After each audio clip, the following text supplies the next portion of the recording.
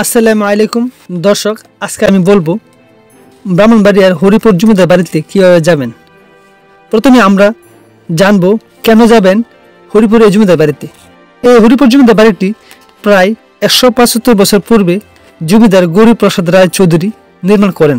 1947 সালে দেশ ভাগ হওয়ার সময় জমিদার প্রথা উচ্ছেদ হয়। তখন এই বাড়ির জমিদারগণ কলকাতায় চলে যান। ব্রিটিশ আমলে তৈরি এই বাড়িটি খুবই আকর্ষণীয়। বিশাল আকৃতির এই বাড়িতে কোনো প্রকার রডের ব্যবহার করা হয়নি। 480 জমির উপর প্রতিষ্ঠিত এই তিনতলা বিশিষ্ট জমিদার বাড়িতে রয়েছে 7টি কক্ষ, রংমহল, দরবার হল, ধানের গোলা, গোয়ালঘর, রান্নাঘর, সীমানা প্রাচীর। দর্শক, বর্ষাকালে হরিপুর জমিদার বাড়িটি অনেক সুন্দর ও আকর্ষণীয় হয়ে থাকে।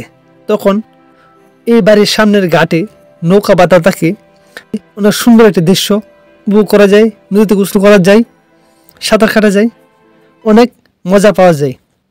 এখন বলবো কিভাবে যাবেন হরিপুর জমিদার বাড়িতে। এই বাড়িটি তিতাস নদীর পূর্ব পারে অবস্থিত। আপনারা যারা নাসিরনগর থেকে আসবেন তাহলে আপনারা নাসিরনগর উপজেলা থেকে 15 কিলোমিটার দক্ষিণ পূর্বে আসবেন, তখন হরিপুর জমিদার বাড়িটি পেয়ে যাবেন। আমরা যারা দেশের বিভিন্ন স্থান থেকে আসবো তারা ঢাকা সিলেট মহাসড়কের মহবীগঞ্জের মাধবপুর বাস স্ট্যান্ডে, আমি আবার বলছি মাধবপুর বাস স্ট্যান্ডে নামবেন। নেমে ওখান থেকে জনপতি ভাড়া নেবে 20 থেকে 30 টাকা সিএনজি কিংবা অটো করে আপনারা চলে আসতে পারবেন হরিপুর জমিদার বাড়িতে। স্থানীয় লোকেরা এই বাড়িটিকে কেউ বলে বড় বাড়ি, কেউ বলে রাজবাড়ি, আবার কেউ বলে জমিদার বাড়ি। দর্শক, ভিডিওটি কেমন লাগলো তা কমেন্ট করে জানান, আর ভিডিওটি ভালো লাইক করুন এবং চ্যানেলটি সাবস্ক্রাইব করুন। ধন্যবাদ সবাইকে ভিডিওটি দেখার জন্য, অসংখ্য ধন্যবাদ। আর এই বাড়িটি জীবন্ত একটি জমিদার বাড়ি।